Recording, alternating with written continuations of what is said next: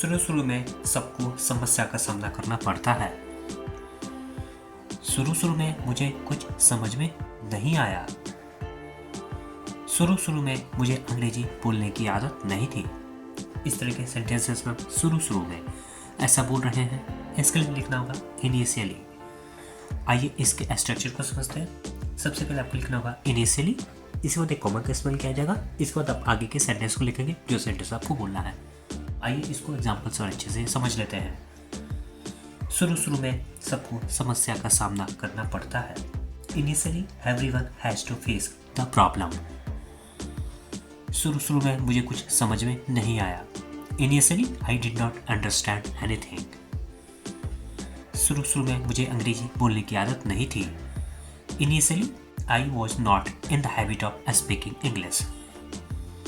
शुरू शुरू में मुझे बहुत गुस्सा आया। Initially I was got angry.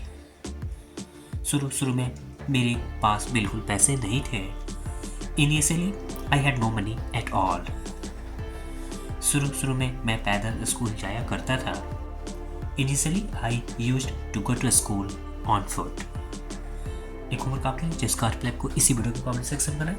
शुरू शुरू में मैं बहुत शर्मीला था। अभी तो अंग्रेजी पढ़ना बाकी है। अभी तो क्रिकेट खेलना बाकी है। अभी तो उससे बात करना बाकी है। इस तरह के सेंटेंसेस में हम अभी तो बाकी है ऐसा बोल रहे हैं, इसका लिखना होगा देयर इज लेफ्ट नाउ। आइए इसके स्ट्रक्चर को समझते हैं। सबसे पहले आप लिखेंगे देयर इज लेफ्ट, इसके बाद टू बी, इसके बाद जो मेन वर्ब होगी इसकी थर्ड फॉर्म, फिर ऑब्जेक्ट और लास्ट में नाउ। आइए इसको एग्जाम्पल से और अच्छे से समझ लेते हैं। अभी तो अंग्रेजी पढ़ना बाकी है। There is left to be read English now. अभी तो क्रिकेट खेलना बाकी है। There is left to be played cricket now. अभी तो उससे बात करना बाकी है। There is left to be talked him now. अभी तो घर को सजाना बाकी है।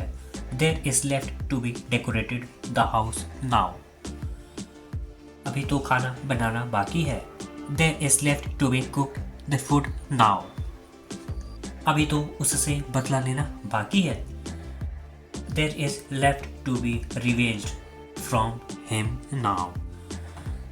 एक होमवर्क आपके लिए जिसका रिप्लाई को इसी वीडियो के कमेंट सेक्शन में करना है। अभी तो बहुत कुछ सीखना बाकी है।